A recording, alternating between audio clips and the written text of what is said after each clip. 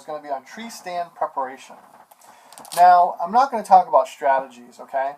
I'm just talking about, and I'm not necessarily talking about everything involved with safety. I think I'm going to talk about that a lot later.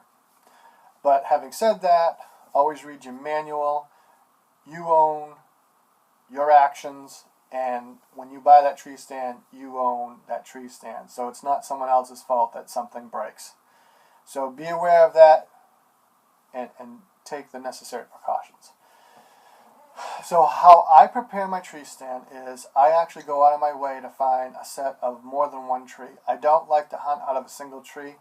I'd like to think that I'll never hunt in a single tree again, and it's just because my preference in hunting, I don't find myself to be stable when there's nothing around me to grab onto, so I turn around a lot and so forth to look behind me.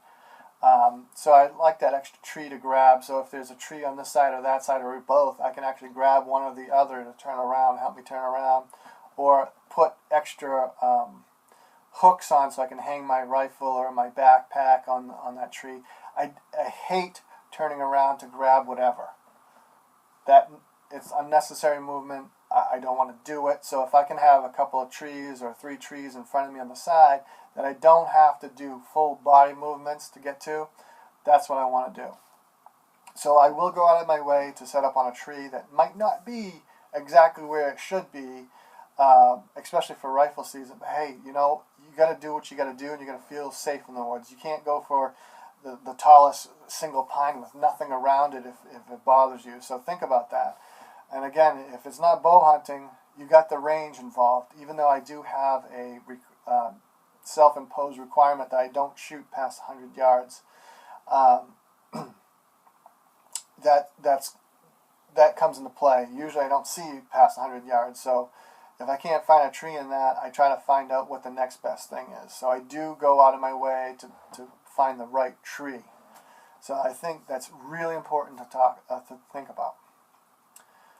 Besides that, I do, like I said before, I have multiple hooks on there, so I can hang my rifle up. So I think about it this way. So when I set up my tree stand, I put up my steps that go on the outside. I don't have an insert steps. I just have outside steps that you wrap around the tree and secure. So I walk up those, I set up my tree stand, and the next thing I'm thinking about, once everything's in, the lock's in, everything's, kosher, I think, okay, so I have a backpack and a rifle, and I'm full of gear, and I'm a little tired. What's the first thing I want to take off and put on my steps? And where can I reach to do that? So usually, for one of my stands, I say, okay, I want to take off my rifle first, and I do that.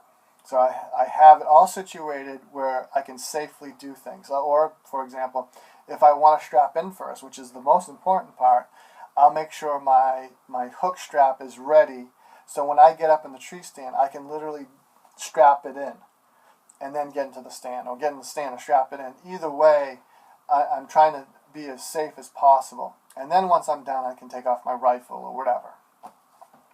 Something to think about. So the other thing is movement, and I mentioned before with multiple trees, I can move less. I don't have to turn around to grab the stuff on the tree and miss an opportunity or scare a deer that I haven't seen. That's quite possible, and guess what? I've done it.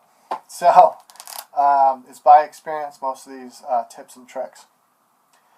Besides that I pretty much keep it as simple as possible. The straps that I used for the hooks on the trees, I try to treat as much as possible.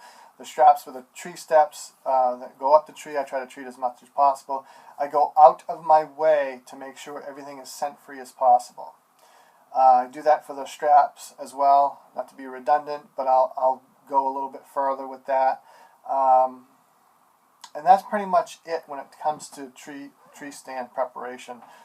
It's not necessarily about location sometimes. Sometimes you can find a tree a little bit further down the way. As long as you, believe it or not, when you get higher, those ruts go away too, so you can see further. Just think about those things, and sometimes it's not important to be in the best location when you're rifle hunting. It's more about the most comfortable tree and the safest tree. it might be a little closer to the road or a little bit higher in traffic areas, but you can actually, there's tricks to that as well, to blending in. So hopefully you like my videos. Hopefully you learned something from it, and